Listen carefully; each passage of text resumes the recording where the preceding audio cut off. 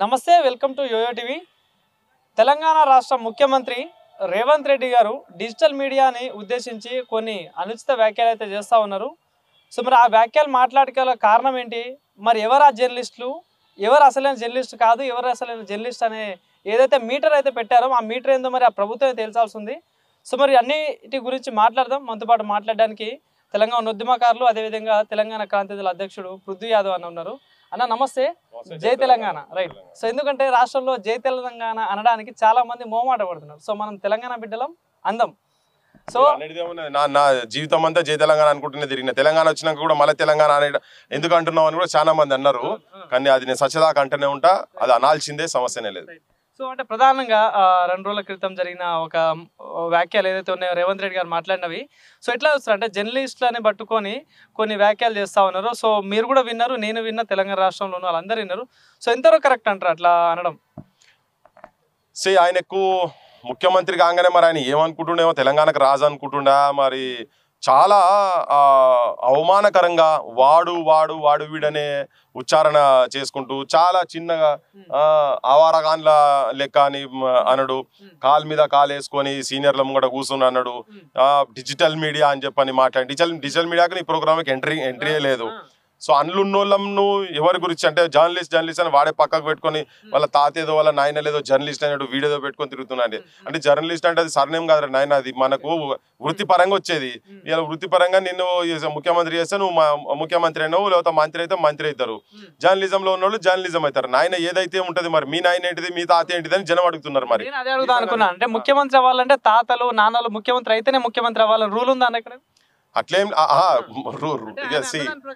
ఇప్పుడు ఆయన అట్లా అంటే మరి ఆయన ఏడు ఉండాలో మరి ఆయన తెలుసుకోవాలి. మరి ఊళ్ళో వ్యవసాయం చేసుకోవడం కూర్చోవాలి. మరి వాళ్ళ నాయన ఎక్కడ ఉన్నదంటే అట్లీస్ట్ మరి ఆయన మంత్రి, మరి నేనన్నా పోయి కూర్చోవాలి. నువ్వైతే మరి అందులో పోయి కూర్చోవాలి కదా. నువ్వు వృత్తి ఏం చేసినావు, ఏం సంగతి ఏంటిదని నువ్వు వృత్తిని అగౌరవపరచుడు కానీ వ్యక్తులను అగౌరవపరచు నేను మాట్లాడదలుచుకోలే. కానీ ఆయనకు అహంకారం అనేది నెత్తికెక్కింది.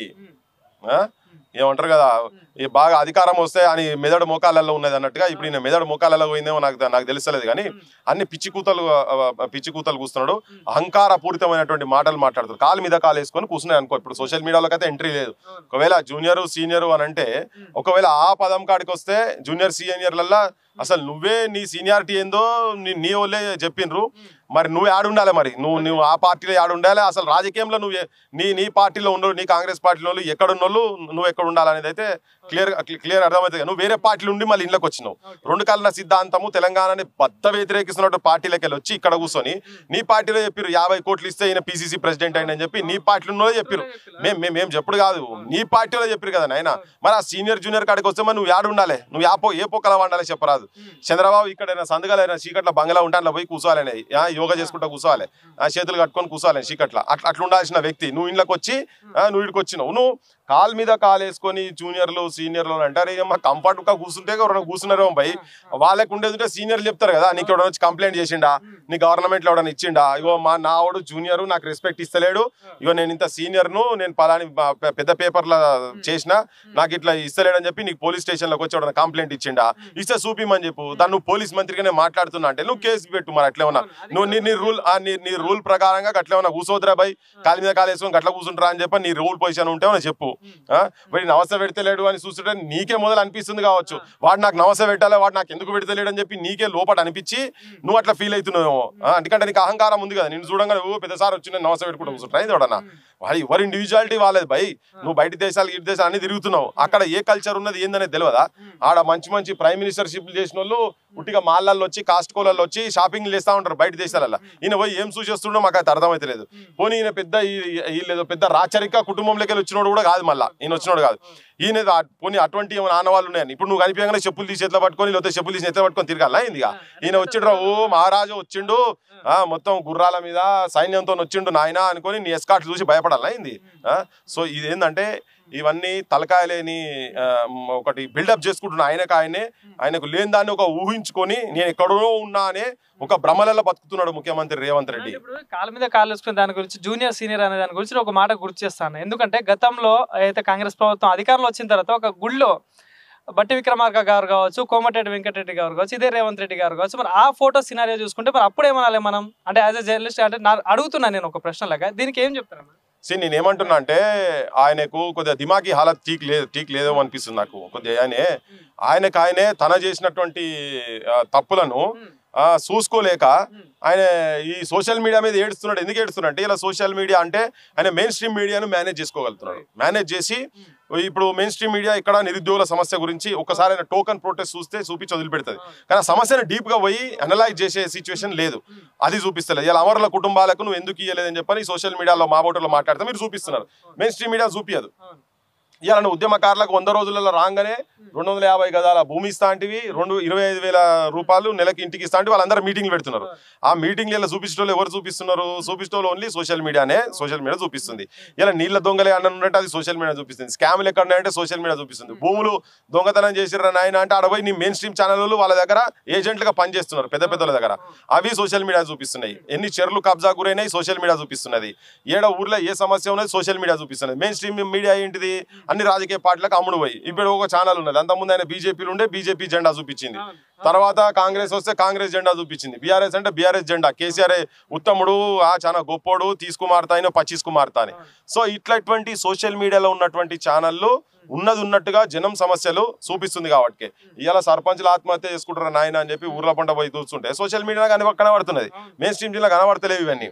సో ఈ సమస్యలు ఎక్కడైతే ఉన్నాయో అక్కడ సోషల్ మీడియా ఉన్నది కాబట్టి ఇలా జనం వాయిస్ అయింది, ప్రజల వాయిస్ అయింది కాబట్టి ఆ వాయిస్ ను దెబ్బతీయాలనే ఉద్దేశంతో ఇది ఒక కొత్త తరంగా ఈయన ఆలోచన చేసుకుంటా ఇట్లొచ్చి ఆ దుర్మార్గమైనటువంటి ప్రవర్తనతోని ఈయన తొక్కాలే, వీళ్ళని మెడల మీద బూట్ కాల్తో పెట్టి దీన్ని క్రష్ చేయాలి, వీళ్ళ వాయిస్ ను కథం పట్టియాలనే ప్లాన్ రేవంత్ రెడ్డి చేస్తున్నాడు.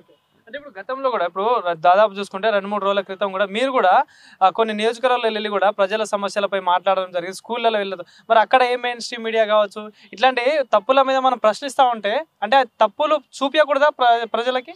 అదే జరుగుతున్నది. ఇప్పుడు తప్పులు చూపియొద్దు అనేదే వాళ్ళకు ఉన్నది. తప్పులు చూపిస్తారు కాబట్టి సోషల్ మీడియా మీద ఇలా దండయాత్ర చేస్తున్నారు, దాడి చేస్తున్నారు. ఇప్పుడు నేను నిన్నగాక మొన్న పోయినా ఒక దాదాపు 60 మంది పిల్లలు హాస్టల్ నుంచి 50 రోజుల కన్నా పైన వాళ్ళు కంప్లైంట్ చేస్తున్నారు, మాకు నీళ్లు చక్కగా లేవు, మాకు ఉండేటందుకు పరిస్థితులు ఇబ్బందిగా ఉన్నాయి, మాకు అన్నంలో పురుగులు వస్తున్నాయి అని కలెక్టర్కే డైరెక్ట్ మేము విన్నవించుకుంటాం. రోడ్డు మీద పాదయాత్ర పట్టుకొని వస్తుంటే ఒక 7-8 కిలోమీటర్లు 9 కిలోమీటర్లు వచ్చినాక పోలీసులు మళ్ళీ వ్యాన్లు ఎక్కి సిస్కబేడ పెట్టిండ్రు. అదే రోజు అడిషనల్ కలెక్టర్ వచ్చిండు, చూసిపోయిండు. తెల్లారి పొద్దున కలెక్టర్ వచ్చిండు, అన్ని పర్యవేక్షణ చేసి పోయిండు. నేను సాయంత్రం పోతే ఇప్పుడు మీ ఛానల్లో చూడండి విజువల్స్, టాయిలెట్స్ ఎట్లున్నాయి అట్లే ఉన్నాయి, 4-5 టాయిలెట్స్ ఉన్నాయి. ఘోరం అది. 560 మంది పిల్లలు ఉన్నటువంటి దగ్గర వాళ్ళు బయటికి పోయి ఒంటేలకు పోయినా దీనికి పోవాలన్నా కానీ బయటికి పోవాలి. చిన్న పిల్లలు 5th క్లాస్ నుంచి మొదలు పెడితే ఇంటర్మీడియట్ దాకా వాళ్ళకు డార్మెటరీ బెడ్స్ లేవు, రూమ్స్ లో అదే రూమ్ లో వాళ్ళు పండుకోవాలి, అదే రూమ్ లో క్లాస్ రూమ్లు, అదే రూమ్ లో వాడు ఇట్లా మొత్తం వాళ్ళకు ఉన్నటువంటి డబ్బాలు ఉంటాయి కదా, వాళ్ళ సందుగాలు ఉంటాయి కదా, అవన్నీ సూట్ కేసు అక్కడనే బూట్లు అక్కడనే హ్యాంగ్ చేస్తారు. 40-45 మంది ఒక్క రూమ్లలో, చిన్న రూమ్లలో పిల్లలు అన్నలే ఉండడు. వాడు ఉతుకున్న బట్టలు జాంగా బనీన్ కాడికెళ్ళి అన్ననే ఆరేసుకోవాలి.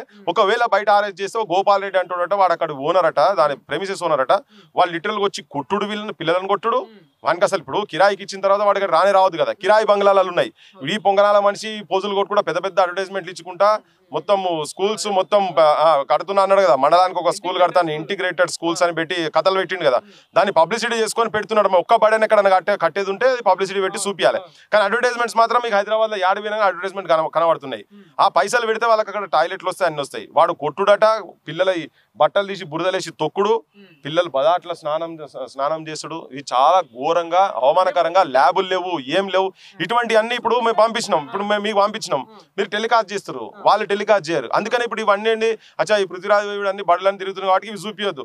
వాడు వేస్తున్నటువంటి ఇప్పుడు ఈ పెద్ద అడ్వర్టైజ్మెంట్లు చూపించి అడ్వర్టైజ్మెంట్ లో వీళ్ళు కూడా పైసలు ఉంటాయి కాబట్టి అటువంటివి చూపిస్తే ఏం కాదు. కానీ ఇప్పుడు ఇవి మా బోటలో మేము పోయి తిరిగేటి అన్ని మీలాంటి వాళ్ళు చూపిస్తారు కాబట్టి మీ మీద పగబట్టి కక్ష పట్టి వీళ్ళని ఎట్లా చేసి తొక్కాలి అనేటువంటి ఒక దరిద్రమైన ఆలోచన ఈ ముఖ్యమంత్రి రేవంత్ రెడ్డి కూడా. గత ముఖ్యమంత్రి అట్లే పని చేసిండు, ఈయనకి అదే పని చేస్తాడు. సో ఇంకోటి చూసుకోండి, అంటే నార్మల్ మాటల విధానంలో చూసుకున్నా కూడా ఏమంటారు ఆల్ రానోడు అనడం, ఇలా చాలా రకాలుగా మాట్లాడుతూ ఉన్నారు. అంటే బూతులు మాట్లాడుతూ ఉన్నారు అని చెప్పేసి అంటా ఉన్నారు. ఎంతవరకు వాస్తవం అంటారు? అంటే నార్మల్ ఈ బూతుల కల్చర్ని అలవాటు చేసింది ఎవరు అసలు? ఇప్పుడు రేవంత్ రెడ్డి రేవంత్ రెడ్డి మాట్లాడతారా సోషల్ మీడియాలో బాగా బూతులు మాట్లాడతారా అని జనం లోపల పోయి అడిగితే జనమే చెప్తారు. రేవంత్ రెడ్డి ఏ భాష మాట్లాడిండు, ఏదేది కదా లాగులు ఇప్పించి బట్టలు ఇప్పించి వెనకకెళ్ళి ఆ పదాలు మనం వాడని పదాలు. ఇంకోటి ఏంటంటే జనమాట కనబడుతున్న కాలుతో దనిన వీడియో ఉన్నది, మీ దగ్గర ఉంటుంది, ప్లే చేయండి. ఇది నేను అది ఉన్నది కదా. ఇటువంటి వాటికి ఆయన పిహెచ్డి తీసుకున్నాడు. మరి మర్చిపోయిండేమో, మరి ఇప్పుడు వీళ్ళు ఏమైనా చెప్తే ఇందాం అనుకుంటుండేమో. రేవంత్ రెడ్డి జర సోయికి రావాయన, నా పిహెచ్డీలు చదివిన వాళ్ళు, నీట్లో చదివిన వాళ్ళు, ఆర్ఈసీలు చదివిన వాళ్ళు ఛానళ్ళలో ఇలా ఛానళ్ళు పెట్టుకున్నారు.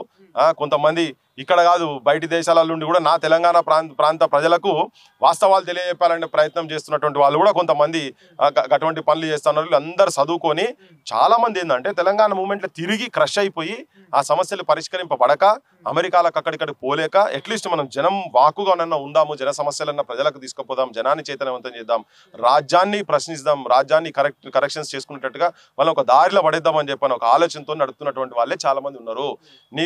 నీకు సోయి ఉంటే నువ్వు తెప్పించుకో, ఎవరెవరు ఏమేమి క్వాలిఫికేషన్స్ ఉన్నాయి. నువ్వు పోయి దండం పెట్టి నువ్వు కాళ్ళు మొక్కేటువంటి పెద్ద ఈనాడు పత్రికలు ఇచ్చేటువంటి స్కూళ్ళల్లో కూడా ట్రైనింగ్ అయిన వాళ్ళు ఉన్నారు ఇలా చాలా మంది. నీకు సోయి లేకుండా నీకు తెలియకుండా ఉండి ఉట్టిగా నోటికి వచ్చినట్టు డిజిటల్ మీడియా సోషల్ మీడియా అనే పరాష్కప్ మాటలు మాట్లాడుతున్నావు కదా.